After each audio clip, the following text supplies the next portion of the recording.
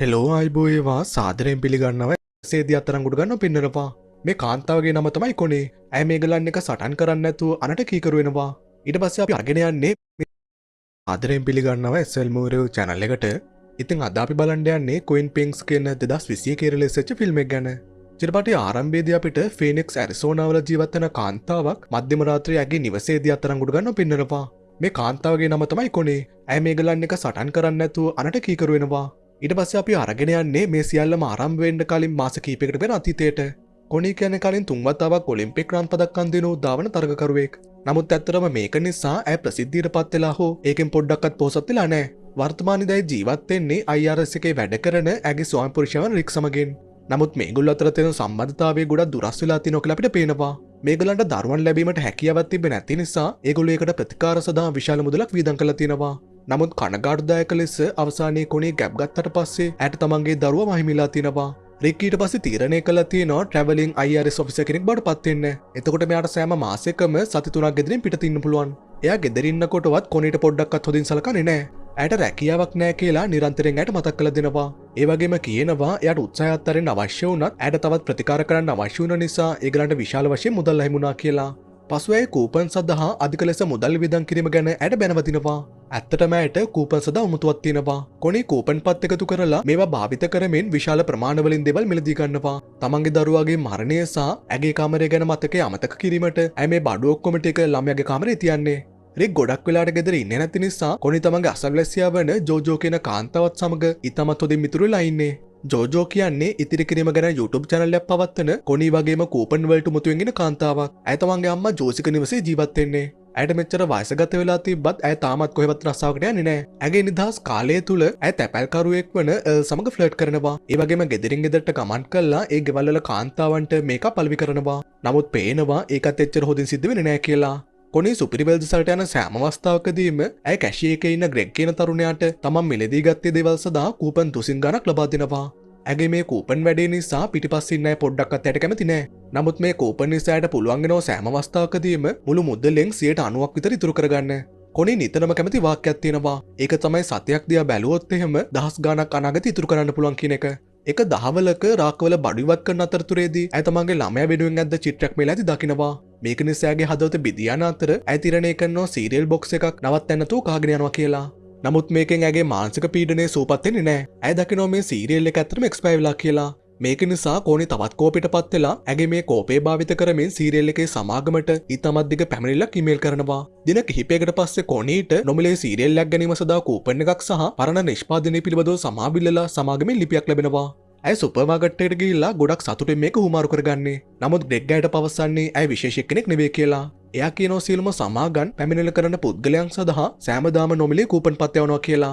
මේක නිසා කොනේ තීරණය කරනවා ගෙදරට ගිහිල්ලා විවිධ කම්පැනි වලට පැමිණිලි කරලා ඊමේල්ස් යවනවා කියලා. නමුත් මේගොල්ලන්ගේ නිෂ්පාදනවල කිසිම වැරද්දක් තිබෙන්නේ නැහැ. නිෂ්පාදකයෝනොත් ඇගේ මේ ඊමේල් වලට රෙස්පොන්ඩ් එකක් විදිහට නොමිලේ දේවල් ගන්න කියලා ඇයට කූපන් පත් එවනවා. නිකන් ඉන්න ගමන් ෆෝන් එක ඔබ ඉන්නවද? එහෙනම් මෙන්න ඒ වෙලාවෙන් නියම ප්‍රයෝජනයක් ගන්න සුපිරිම chance එකක්. නොමිලේ දේවල් ගන්න කියලා ඇයට කූපන් පත් එවනවා. මේකෙන් කොනීට පුළුවන් වෙනවා විශාල මුදලක් ඉතුරු කරගන්න. මේ වගේ උපාය මාර්ගයක් දැක්කම තමයි පුදුමයටපත් වෙන ජෝජෝ කොනීටත් තමන් මේ සොයාගත්ත කූපන්ස් ටික පෙන්නනවා.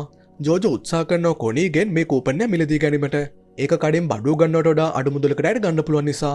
ඇගේ මේ ඩීල් එක නිසා ඇයට නොමිලේ ලැබුණු දේවල් විකිණීමෙන් තමන්ට 100% ලාභයක් ලබන්න පුළුවන් කියලා කොනීට වැටහෙනවා. ඇයට තේරෙනවා මේක තමත් හොඳ ව්‍යාපාරයක් බවට පත් කරන්න පුළුවන් කියලා.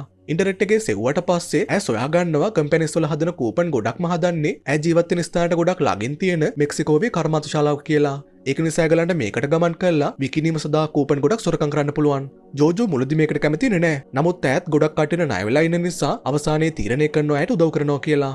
මෙතන නෙවාඩා නගරේ සුපර් මාකට් වල අලාභ වැළැක්වීමේ නිලධාරියෙක් වෙන කෙන් ඒගලන්ගේ පැත්තේ තියෙන සුපර් මාකට් එකට ගමන් කරලා එයාගේ ජොබ් එක කරනවා. කැෂියර් කෙනෙක්ට කූපන් එකක් සමග ගැටලුවක් ඇති වුණාම එයා මේ කරන් පරීක්ෂා කරනවා. ඒ වගේ ඉක්මනටම තීරුම් ගන්නවා ඇත්තට මේක බොරු එකක් කියලා. කෙසේ වෙතත් සුපර් මාකට් එකේ මැනේජර් මෙයා ගාවට ඇවිල්ලා අහනවා මේ කූපන් එකට මොකක් හරි කරන්න පුළුවන්ද කියලා. මොකද මේ මහලු කාන්තාව අවුරුදු ගණනාවක් තිස්සේ ඒගොල්ලන්ගේ මේ සුපර් මාකට් එකට ඇවිල්ලා තිනවා. නමුත් කෙන් මේක ප්‍රතික්ෂේප කරලා පවසන්නේ නීතිය කියලා. කෙන් ගොඩක් අයට ඊටමත් නපුරු විදිහට හැසිරෙන්නේ. මේක නිසා අපිට පේනවා මහලු කාන්තාව මෙයාට පොඩ්ඩක් බැනවදිනවා කියලා. එයා පසු නිවසට යාමට ගුවන් යානයකට ගොඩ වෙනකොට ඒ වගේම තත්ත්වයක් උදා වෙන්නේ. අම්මා කෙනෙක් මෙයාගෙන් ඉල්ලා සිටිනවා පුළුවන් නම් එයාගේ ජනේලය ඇන තියෙන සීට් එක තමන්ගේ දීනියත් සමග හුමාරු කරගන්න පුළුවන්ද කියලා. ඇයට එතකොට ගමනේදී ප්ලේන් එකෙන් එළිය බලන්න පුළුවන්. නමුත් කෙන් මේක ප්‍රතික්ෂේප කරමින් පවසන්නේ ඒක ළමයාට ඉගෙන ගන්න පුළුවන් හොඳ පාඩමක් කියලා. එයා අවසානයේ යූටාවල තියෙන එයාගේ හුදකලා මහල් නිවාසයට පැමිණෙන්නේ. කෙන් කල්කිරීමෙන් රූපයනට කෑගසනවා. කොනිසා ජෝජෝ කූපන් කම්මලතට ගමන් කළා ඒකින සේවකයන් ඒගොල්ලන්ගේ ෂිෆ්ට් එක අවසන් කරන ආකාරය බලාගෙන ඉන්නවා. මේ ලෑදී ඒගොල්ලෝ දකින්නවා දැනටමත් නීති කඩ කරමින් ඉන්න ඇලෙජැන්ඩ්‍රෝ සහ රෝසා කියන කපල්ලයක් ගැන. මේගොල්ලෝ තීරණය කරනවා මේ කපල් එක මුණ ගැසෙන්න යනවා කියලා. මේ දින සෙමෙන් තමන්ගේ වාහනේ මේ කපල් එක පිටපස්සෙන් හබාගෙන යනවා. හැබැයි කපල් එක හිතන්නේ කාර් එකේ කට්ටිය ඒගොල්ලන්ව මංකොල්ල කන්න හදන්නේ කියලා. නමුත් කොනිසා ජෝජෝ ඒගොල්ලෝ උදව් කරන්න ඇවිල්ලා කියලා පැහැදිලි කරාට පස්සේ මේ දින පොඩ්ඩක් කතා කරන්න කියලා තමන්ගේ ගෙදරට ඒගොල්ලන්ව සාදරයෙන් පිළිගන්නවා. මෙතනදී හෙලි වෙනවා රෝස් ඇත්තටම ගැප්ගෙන ඉන්නේ කියලා. නමුත් මේගොල්ලන්ගේ වැටුපෙන් ළමෙක්ව හදනවා කියන එක හිතන්නවත් බැරි දෙයක්. ඒක නිසා කොනිසා ජෝජෝට ඒගොල්ලන්ගේ යෝජනා ඉදිරිපත් කරන්න පහසු වෙනවා. යෝල මේගොල්ලෝ සදා කූපන්පත් සොරකම් කරොත් එහෙම ඒගොල්ලන්ට ඒව ඇමරිකාව විතර නැවත ගෙනහිල්ලා විකුණුල්ල ලැබෙන ලාභයෙන් කොටසක් ලබා දෙන්න පොරොන්දු වෙනවා. පිරිමියාට මේ අදහස ගැන පොඩ්ඩක්වත් විශ්වාස නැහැ. නමුත් රෝස තමන්ගේ දරුවා වෙනුවෙන් මේක කරන්න කියලා එයාට හිතු ගන්නනවා. ප්ලෑන් එකක් සාදනවා කියන එක ගොඩක් අපහසු නෑ. කර්මාන්ත ශාලාව කොටස් දෙකකට බෙදලා තියෙන්නේ. ඒවා තමයි මුද්‍රණාලය සහ රිලීස් කරන ස්ථානය කියන එක. පිරිමි එක්කෙනා වැඩ කරන්නේ මුද්‍රණාලයේ. ඒ වගේම රෝස වැඩ කරන්නේ රිලීස් කරන තැන. මේ දෙපැත්තින් ඉන්න කට්ටිය සාමාන්‍යයෙන් එහා පැත්තේ කෙනා කරන්නේ මොකද්ද කියලා දන්නේ නැහැ. මේගොල්ලෝ මුද්‍රණය කරන කූපන් වල සෑම විටම විනාශ කරන්න නියමිත තවත් කූපන් ඉතුරු වෙනවා. ඉතින් ඒක නිසා පිරිමි එක්කෙනාට පුළුවන් ඒගොල්ලන්ගේ ට්‍රක් රථ ඇමරිකාවේ මේ කූපන්ස් බෙදා හරිනකොට අර විනාශ කරන්න නියමිත කූපන්ස් ටිකත් අරගෙන ගිහිල්ලා කොනිසා ජෝජෝ විතර ඒවා තැපල් කරන්න. ඒගොල්ලෝ දන්නවා දේශීය සීමාවෙන් ගැටලුවක් සිද්ධ වෙන්නේ නැහැ කියලා. මොකද චෙක් කරත් නීති විරෝධී දේවල් නැතුව කූපන් සහිත පෙට්ටි විතරයි සොයාගන්න පුළුවන් වෙන්නේ. දින කිහිපයකට පස්සේ මේ දෙන්නට කූපන් සහිත ඒගොල්ලන්ගේ පළවෙනි පෙට්ටිය ලැබෙනවා. ඒක නිසා ඒගොල්ලෝ සරලව ඒවා විකිණීමට වෙබ් අඩවියක් සහ ජෝජෝගේ YouTube channel එකේ ඒවා ප්‍රොමෝට් කරන්න පටන් ගන්නවා. අපිට පේනවා මේගොල්ලන්ගේ ව්‍යාපාරයේ ඉක්මනින්ම සාර්ථක වෙනවා කියලා. ඒගොල්ලන්ට අතිවිශාල මුදල් ප්‍රමාණයක් සොයාගන්න පුළුවන් වෙනවා. නමුත් සුපර් මාකට් වලටත් ඉක්මනටම දැනගන්න ලැබෙනවා ඒගොල්ලන්ගේ shops වල ලාභය අඩු වෙනවා කියලා. මේක නිසා තමන්ට නැති වෙන ඔක්කොම මුදල් ගැන පැමිණිලි කරමින් කෙන්ට මැනේජර්ස්ලාගෙන් ලිපි සහ දුරකථන ඇමතුම් විශාල ප්‍රමාණයක් ලැබෙන්න පටන් ගන්නවා. මේක නිසා තීරණය කරනවා මේ ගැන ගැඹුරු විමර්ශනයක් සිදු කරනවා කියලා. අවසානයේ ගොඩක් එව්වට පස්සේ මෙයාට පුළුවන් වෙනවා එක කූපන් එකක් පිටිපස්සේ ක්‍රෙඩිට් කාඩ් අංකයක් තියෙනවා කියලා සොයාගන්න. දින 11කට පස්සේ මේ සොයාගත්ත හෝඩුවත් සමගින් එයා තීරණය කරනවා මේක පාවිච්චි කරපු කාන්තාව මුණ ගැසෙන්න යන්න. කාන්තාව හෙලි කරනවා ඇත්තටම මේ කූපන්ස් ගැනයි සොයාගත්තේ YouTube එකේ ඉන්න කාන්තාවක් විසින් ඒව ප්‍රොමෝට් කරන්න පටන් ගත්ත නිසා කියලා. ඊට පස්සේ මෙයා විකුණන වෙබ්සයිට් එකෙන් ඒව මිලදී අරන් තිනවා. කෙන් නැවතත් තමන්ගේ ඔෆිස් එකට ආවට පස්සේ වෙබ්සයිට් එක විවෘත කරනවා. එයා සොයාගන්නව වෙබ්සයිට් එකේ උඩින්ම ඔයා සත්‍යයක් දිහා බලන් හිටියොත් එහෙම ලක්ෂ ගාණෙන් ඉතුරු කරන්න පුළුවන් කියලා ආදර්ශ පාඩයක් තියෙනවා කියලා. නැවතත් කෙනිසා ජෝජෝ දකින්නවා ඒගොල්ලන්ගේ PayPal account එක නවත්තලා තිනවා කියලා. මේගොල්ලන්ගේ ගිණුමට ඉතාමත් ඉක්මනින් විශාල මුදල් ප්‍රමාණයක් ලැබුණ නිසා මේගොල්ලන්ගේ account එක නැවතත් යථා තත්ත්වයට පත් කිරීමට ඒගොල්ලෝ නීත්‍යානුකූල ව්‍යාපාරයක් පවත්වාගෙන යනවා කියලා ඔප්පු කරන්න අවශ්‍යයි. මේ දින දන්නේ නැහැ මේක හරියට කරන්නේ කොහොමද කියලා. ඒක නිසා ඒගොල්ලෝ මම්මුලා සහගතව ඩාර්ක් වෙබ් එකේ ප්‍රසිද්ධ හැකර්වරියක් වෙන ටීනා කියන කාන්තාව සම්බන්ධ කරගන්න තීරණය කරනවා. මේ දෙන්නා හම්බුනාට පස්සේ ටීනා මේගලන්ට බැනවදින්නේ ඉන්ටර්නෙට් එකේ මේගලන්ගේ මුහුණුවල් භාවිත කරමින් මේ වගේ ස්කෑම් එකක් ප්‍රොමෝට් කරපු නිසා. ඇය හෙලි කරනවා පොලිසියට ඉතාමත් ලේසියෙන් මේ වීඩියෝස් භාවිත කරමින් මේගලන්ව සොයාගන්න පුළුවන් කියලා. මේක නිසා ඒගොල්ලෝ ඉක්මනටම ජෝජෝගේ වීඩියෝ එක ඩිලීට් කරලා දානවා. පස්සේ අය පැහැදිලි කරන්නේ ඒගොල්ලන්ගේ කළුසල්ලි පිරිසිදු කරන්න පුළුවන් වෙන විදිහට ඒගොල්ලෝ තමන්ගේම කියලා ව්‍යාපාරයක් ආරම්භ කරන්න ඕනේ කියලා. ඒ වගේ මේ දෙන්නට වැඩ කිරීමට ව්‍යාජ හැදුනුම්පත් බැංකු ගිණුම් සහ හොර නිවසක් ලබා දෙනවා. අවසානයේ තමන්ගේ account එකට සල්ලි වැටුණත් ඒගොල්ලෝ මේ සල්ලි වියදම් කරන්න කලින් මාස 6ක කාලයක් බලන් ඉන්න ඕනේ.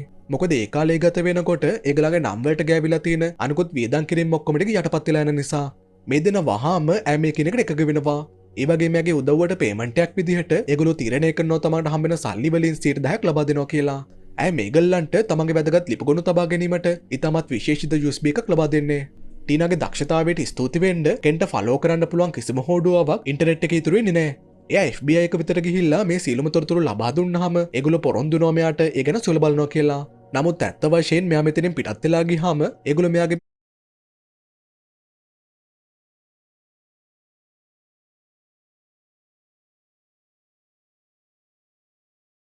මේ කූපන්පත් පිළිබඳව කේස් එක ගැන මේලදී සිනාසෙනවා. මේ ගැන ගණන් ගන්න නැති නිසා ඒගොල්ලෝ මේ කේස් එක FBI එකේ 15ම නියෝජිතෙක් වෙන ඇල්බර්ට් කියන පුද්ගලයාට ලබා දෙන්නේ. එයාට කරන්න කියලා මීට වඩා හොඳ දෙයක් නැති නිසා ඇල්බර්ට් තීරණය කරනවා කේස් එක පිළිගන්නවා කියලා. ජෝජෝගේ මේකප් බාණ්ඩ කියලා ව්‍යාපාරයක් ආරම්භ කරමින් මේගොල්ලෝ නැවතත් තමන්ගේ කූපන් වංචාව ආරම්භ කරනවා. ඒ වගේ මිතාමත් කෙටි කාලයකින් කෝටි ගණනින් ලාභ ලබන ව්‍යාපාරයක් දක්වා මේක වර්ධනය කරගන්නවා. මේ අතර කෙම් සෑම දවසකම FBI එකේ නියෝජිතයන්ගෙන් අර කේස් එක ගැන විමසලා පණිවිඩ තබනවා. මාස 6ක් ගත වුණාට පස්සේ මේ දින ඒගොල්ලන්ගේ මුදල් වියදම් කරන්න සූදානම්ින් ඉන්නේ. නමුත් ඒගොල්ලන්ට මතක් වෙනවා ටීනා කිව්වා කියලා ඇත්තටම මේ සල්ලි කළු සල්ලි කියලා. ඒක නිසා ඒගොල්ලෝ මුලින්ම මේ සල්ලි ටික සුද්ධ කරන්න ඕනේ. රික්යාගේ ක්ලයන්ට් කෙනෙක් ගැන කිව්ව කතාවක් කොනෙට මේලදී මතක් වෙනවා. මේක නිසා කොනේ තීරණය කරන්නේ නැවත විකිණීම සඳහා ඒගොල්ලෝ මිලාදික බොහෝ දේවල් මිලදී ගන්න ඕනේ කියලා. පසුව මේ මිලදී ගත්ත දේවල් ඒගොල්ලෝ නැවතත් විකුණද්දී තමන් ගාව තියෙන කළු සල්ලි සුදු සල්ලි වලට හරවන්න පුළුවන් කියලා ඒගොල්ලෝ විශ්වාස කරනවා. සල්ලි තියෙන බැංකු වලට ගමන් කරලා ඒගොල්ලන්ගේ මේකප් ව්‍යාපාරය සඳහා මිනිස්සුන් කුලියට ගැනීම සඳහා තමයි මේ සල්ලි භාවිත කරන්න කියලා පවසමින් සෑම බැංකුවකින්ම තමන්ගේ තියෙන සල්ලි ඔක්කොම එළියට ගන්නවා. ඊට පස්සේ කොනිසාන් ජෝ හිතා ගන්න බැරි තරම් මිලාදික සාප්පු සවාරියක් යනවා කියලා තීරණය කරනවා. ඒගොල්ලෝ ස්පෝර්ට්ස් කාර් බෝට්ටු පෞද්ගලික ගුවන් යානයක් සහ තුවක්කු පවා මිලදී ගන්නවා. පසුව මේ දෙන්නා ලාස් වෙගස් නගරය වෙතට ගමන් කරනවා. මේක ඉන්නකොට අපිට පේනවා ඒගොල්ලෝ තමන්ගේ අනාගතේ ප්ලෑන් කරනවා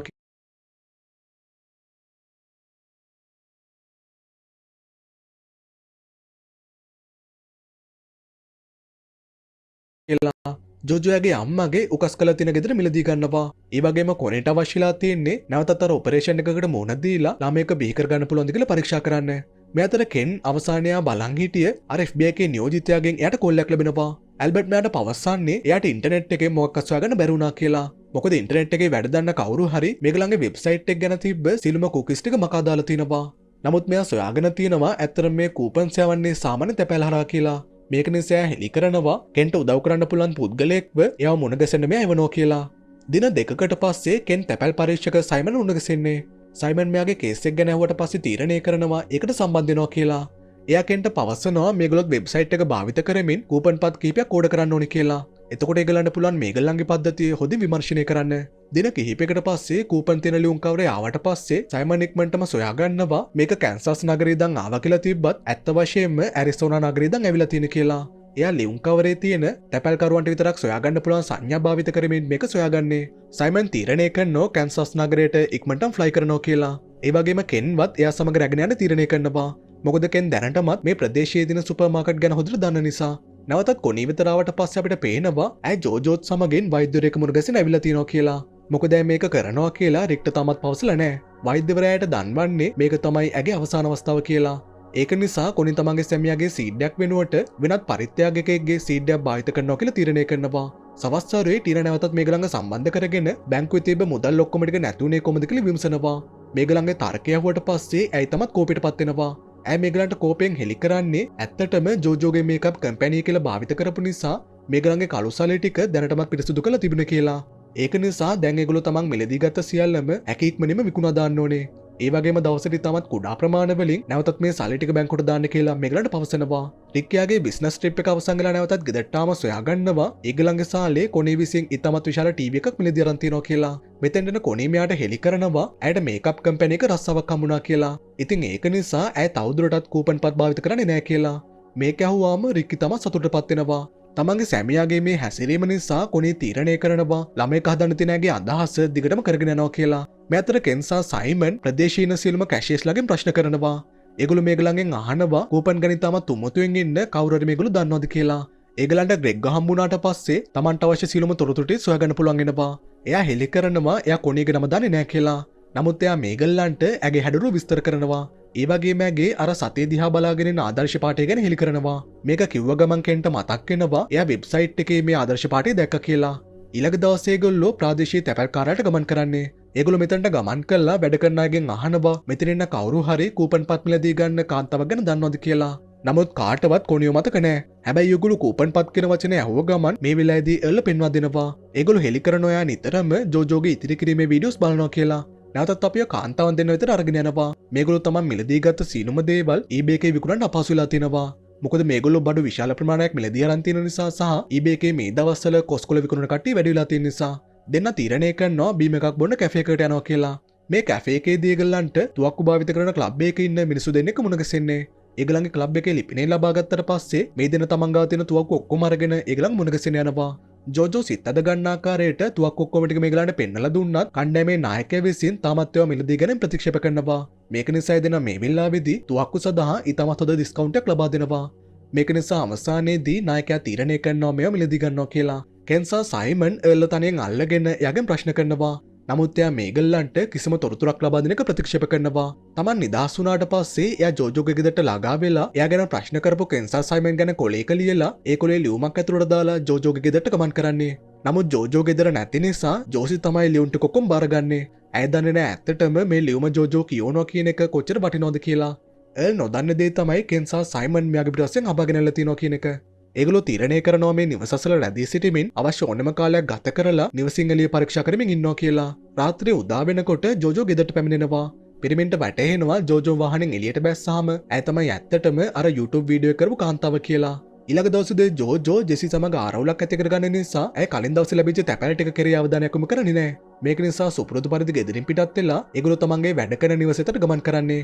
කෙන්සා සයිමන් ඇගේ පිටිපස්සෙන් හබාගෙන ගියාට පස්සේ දකින්නවා මේ නිවසට කොනිත් ඇතුල් වෙනවා කියලා. ග්‍රෙග්ගේ විස්තරය නිසා මේගලන්ට තේරෙනවා ඇය තමයි ඇත්තටම කූපන් කාන්තාව කියලා. සයිමන් ඉක්මනටම තවත් ඇපල් පරීක්ෂකකරුවන් එකතු කරගෙන මේගලන්ගේ මිෂන් එක ආරම්භ කරන්න පටන් ගන්නවා. දැන් මේගොල්ලෝ ගාව හොඳ විස්තර ටිකක් තියෙන නිසා ඒගලන්ට කොනිසා ජෝජෝගේ අනන්‍යතාවය සොයාගන්න පුළුවන් වෙනවා. විශේෂයෙන්ම ඒගොල්ලෝ ග්‍රෙග්ට පින්තූරක් පෙන්වුව ගමන් ග්‍රෙග් විසින් මේක තහවුරු කරනවා. ඔයාලගේ ෆෝන් එකටත් අලුත්ම vibe එකක් ඕනේද? මෙන්න එහෙනම් Vibe Chat AI. මේක නිකම්ම chat app එකක් නෙවෙයි. ඔයාගේ හිතේ තියෙන ඕනෙම දෙයක් share කරගන්න වෙනස්ම විදිහේ AI යාළුවෝ ගොඩක් මේකේ ඉන්නවා. ඔයාට ඕන විදිහට ඔයාගෙම කියලා AI කැරක්ටර් එකක් හදාගන්නත් පුළුවන්. ඒක මාරම ෆන් වැඩක්. ඒ විතරක් නෙවෙයි. ඔයාගේ හිතේ තියෙන අදහස් ලස්සන ඉමේජස් වලට හරවන්නත් Vibe Chat එකට පුළුවන්. ඔහෙනම් තවත් බලාගෙන ඉන්න නැතුව දැම්ම Vibe Chat AI ඩවුන්ලෝඩ් කරගන්න. ඇවිත් Vibe එක බලන්න.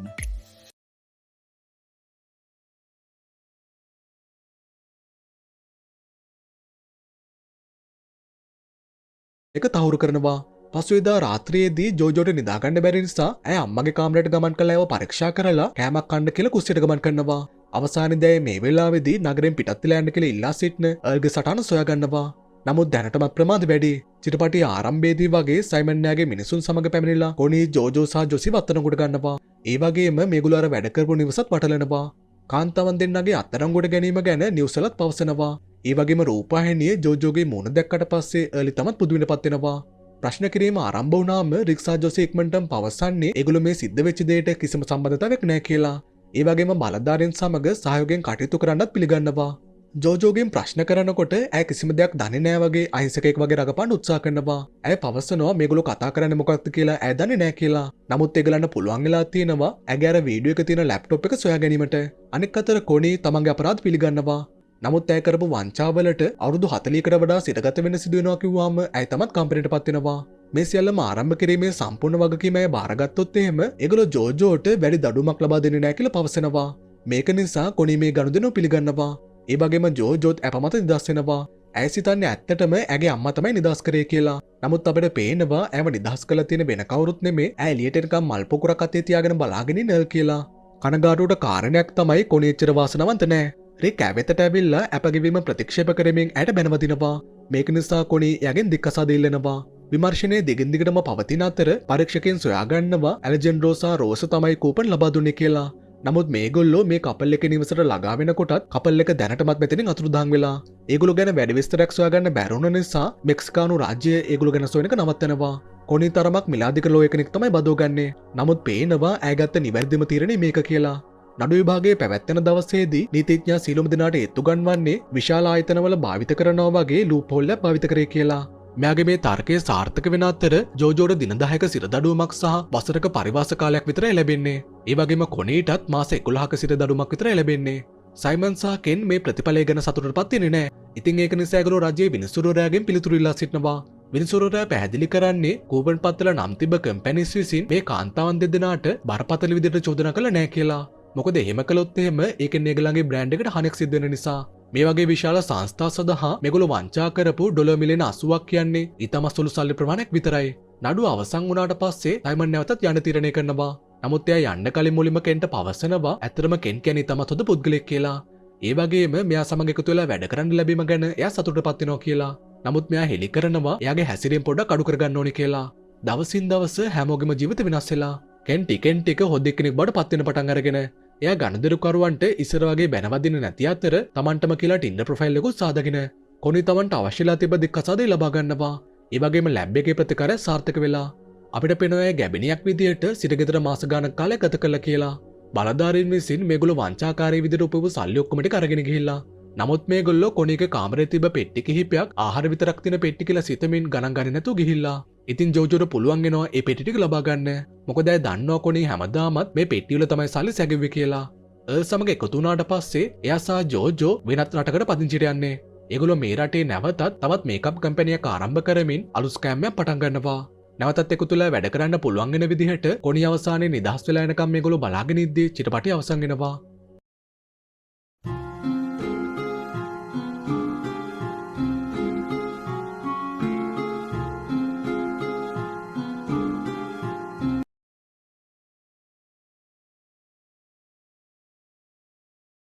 Throw harder! It's too big!